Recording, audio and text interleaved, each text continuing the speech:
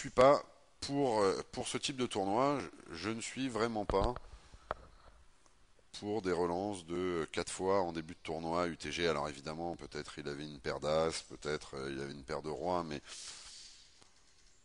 mais sinon, comme vous l'avez compris, voilà, euh, il ne s'agit pas là du tout de la stratégie qu'on veut montrer pour ces sit and go.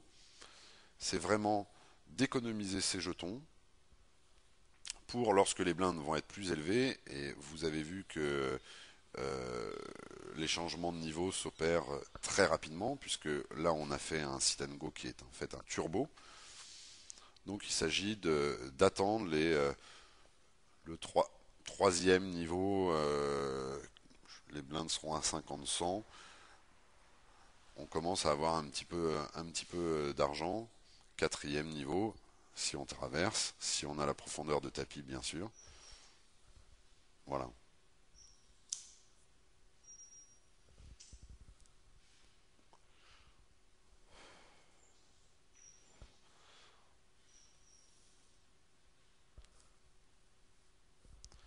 Alors,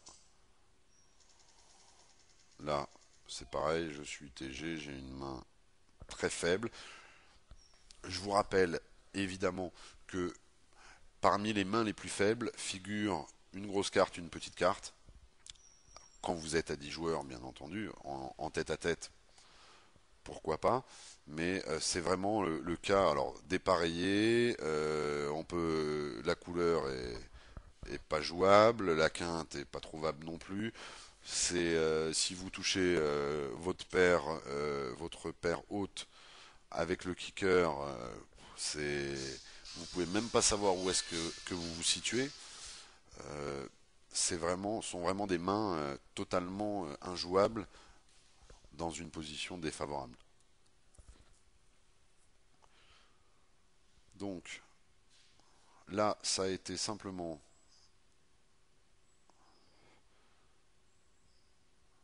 checker. Ouais. Alors le bouton mise à hauteur du pot, voilà, et la grosse blinde se couche. Donc là, on va être de grosses blindes. Vous voyez, donc on est déjà à 30-60 en fait. Non, on n'est pas à 50-100 tout de suite. Donc ça augmente rapidement, donc toutes les 2 minutes, mais les blindes n'augmentent pas énormément. Alors, un concept important dans les sit and go, c'est la hauteur des tapis et la moyenne. Alors, bon, là, pareil, Freddy Rincon a relancé à 420, donc une très grosse relance. Il y a tout qui indique qu'il est en train d'essayer de voler parce qu'il y a eu un limper dans le coup à la rep 74 et que jusqu'à maintenant il a montré des mains assez faibles jouées dans des positions pas spécialement favorables, voilà, et qu'il est capable de rentrer au cut-off en limpant et après d'accepter une grosse relance du bouton. Donc c'est un peu n'importe quoi. Voilà, As-9, effectivement, et pas de mystère, il est derrière, même si Freddy Rincon avait tout du voleur. C'est la raison pour laquelle, dans des tournois comme ça, il faut vraiment pas s'emballer, surtout à ce niveau-là du jeu. Résultat, Alrep 74 se retrouve avec 505 jetons, c'est-à-dire moins de 10 blindes, et donc c'est ce que je voulais expliquer tout à l'heure quand j'ai parlé de la hauteur des tapis. Vous arrivez, lorsque vous avez moins de 10 blindes, vous arrivez dans une situation où on a coutume de dire que on ne peut plus jouer qu'en faisant tapis, voilà, illustration parfaite. Le seul souci, bon, vous connaissez ma stratégie, j'ai 8 et 2 dépareillés, la question se pose même pas. Le seul souci, c'est qu'il va être obligé de faire ça souvent, et donc, eh ben, il va rapidement trouver un payeur. Alors voilà, les blindes sont maintenant de 50-100. Donc là, il commence à devenir un peu plus intéressant de voler, et vous voyez que la relance moyenne est à 300. Et donc là, ça représente tout de suite 20% de vos tapis si vous n'avez pas bougé, ce qui est mon cas. Et donc là, vous savez que vous partez tout de suite dans un pot cher et que ça risque d'être comme ça à tous les coups. Donc vous vous concentrez sur vos bonnes mains, ou alors, si vous n'en voyez pas, on attend que la table s'emballe un petit peu,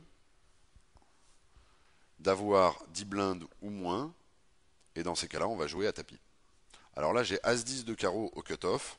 C'est une main moyenne, mais personne n'est rentré. J'imagine que j'ai une image assez solide de ce que j'ai fait, vu ce que j'ai fait avant, c'est-à-dire pas grand-chose. Donc je vais faire une relance. Je vais essayer de faire un petit peu moins que 3 fois. Normalement, ça devrait suffire puisque j'ai montré une image assez sérieuse et que les joueurs n'ont pas forcément envie d'engager une partie importante de leur tapis. Voilà.